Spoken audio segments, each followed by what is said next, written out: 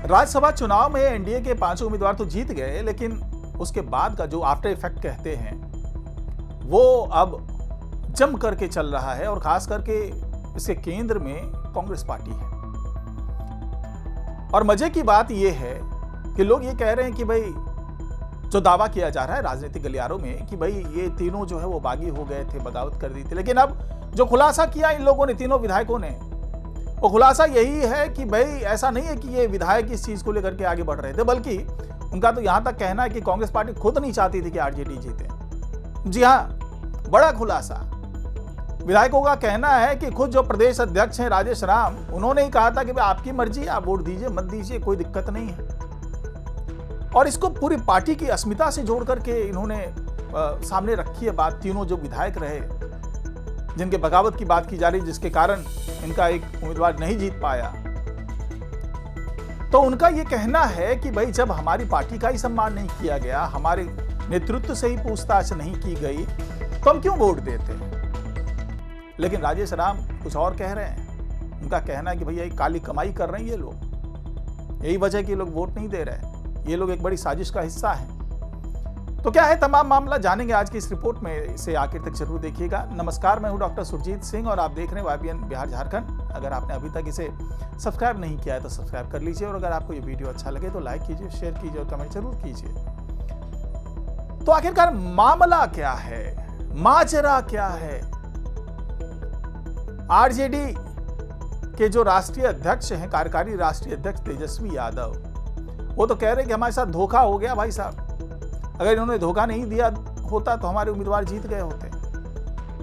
लेकिन दूसरी तरफ कांग्रेस के वो जो विधायक हैं, ये अलग बात है कि जो फैसल रहमान उनके भी विधायक थे आरजेडी के, वो भी नहीं आए, लेकिन सारा कलंक जो है वो कांग्रेस के तीनों विधायकों पर लगा।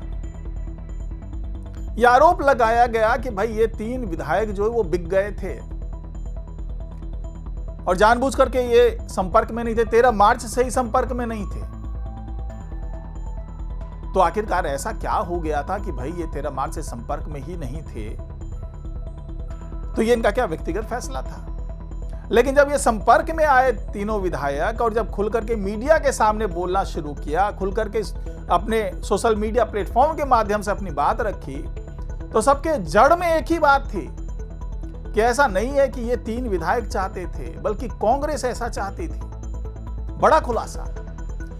अब देखिए, अब जब कड़ियां आप जोड़ेंगे ना तो आपको पता चलेगा कि वाकई इनकी बातों में दम तो है। क्योंकि 13 तारीख से अगर तीनों विधायक संपर्क में नहीं थे तो केंद्रीय नेतृत्व ने कोई पर्यवेक्षक क्यों नहीं भेजा यहां, कोई बड़ा वरिष्ठ कोई भी जो भी नेता रहा हो उसको जिम्मेदारी क्यों नहीं दी गई कि भाई आप राज्यसभा चुनाव में हमारे कांग्रेस की भागीदारी तय कीजिए, महागठबंधन के साथ जुड़िए। क्यों नहीं आया वहां से केंद्रीय नेतृत्व की तरफ से। और अब जो ये बयान दे रहे हैं तीनों विधायक, वो तो इसी ओर इशारा कर रहे हैं, क्योंकि पहले ये कहा जा रहा था कि इन्होंने कांग्रेस से बगावत कर दी, लेकिन अब तो ताल ठोक के कह रहे हैं ये तीनों कि हमने कांग्रेस से बगावत की ही नहीं साहब। बल्कि हमने तो जब पूछा कि भाई ये हमारे हिसाब का उम्मीदवार नहीं दे रहे हैं, बीच में नाम आया कि दीपक यादव को दे दिया जाना चाहिए, फिर एक ने कहा कि भाई कोई नहीं था तो मुकेश सहनी को दे देते, आपने उनको भी टिकट नहीं दिया, और कुछ नहीं तो कहीं भी पिछड़ा, अति पिछड़ा, अल्पसंख्यक कोई तो उम्मीदवार बनाते। आपने उस व्यक्ति को दिया, एडी सिंह को, सवर्ण है, भूमियार है, किस आधार पर दिया। और आरोप तो यहां तक लगाया कि भैया आपने तो हमारे नेतृत्व से पूछा ही नहीं, हमारी पार्टी की राय ही नहीं जानी, हमारे प्रदेश अध्यक्ष तक से आपने बात नहीं की, तो हम क्यों दे देते। और जब हमने प्रदेश अध्यक्ष से पूछा कि भैया हमें करना क्या चाहिए, तो उन्होंने साफ साफ कह दिया कि भैया जो मर्जी है कर लो, वोट देना ना देना सब आपकी मर्जी है।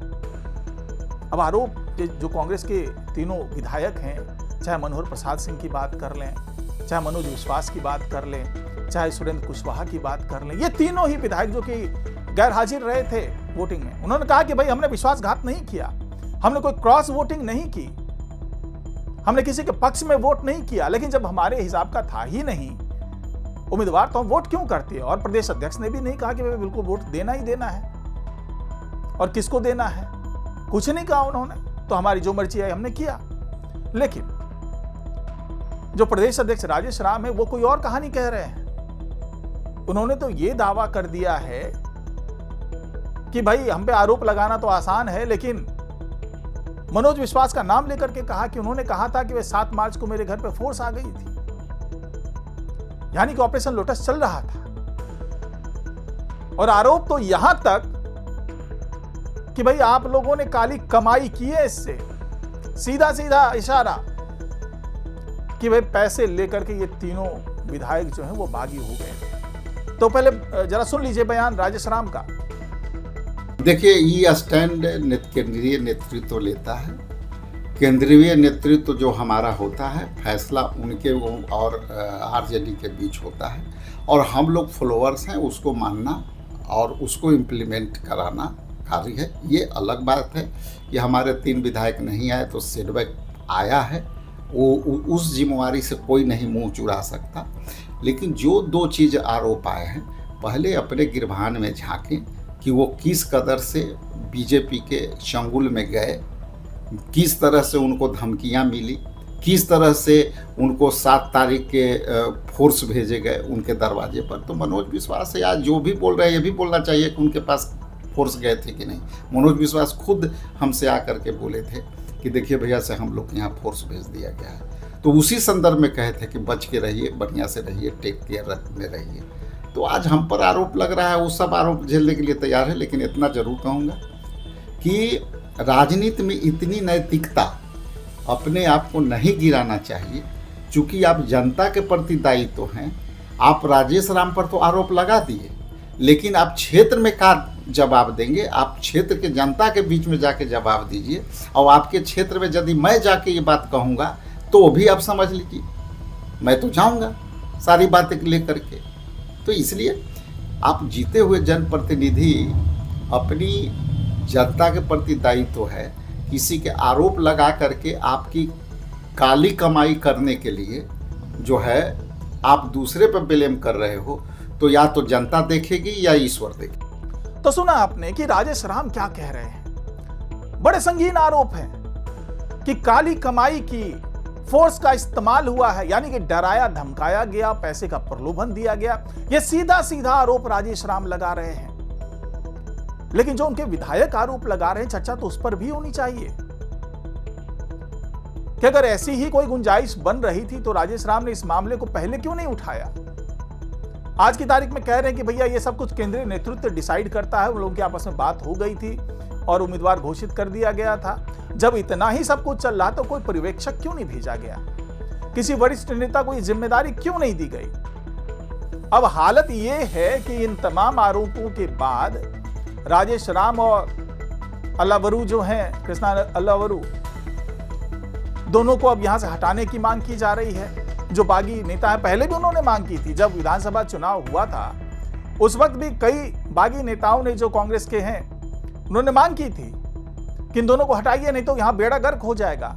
और अब जिस तरीके से हार हुई है महागठबंधन के उम्मीदवार की, जबकि उन्होंने जो 6 विधायकों का अंतर था वो पाट लिया था, 5 विधायक उन्होंने AIMIM का अपने साथ जोड़ लिया था और 1 विधायक जो है वो BSP का जोड़ लिया था। इसके बावजूद वो हार जाते हैं क्योंकि उनके महागठबंधन के अंदर ही दरार पड़ जाती है।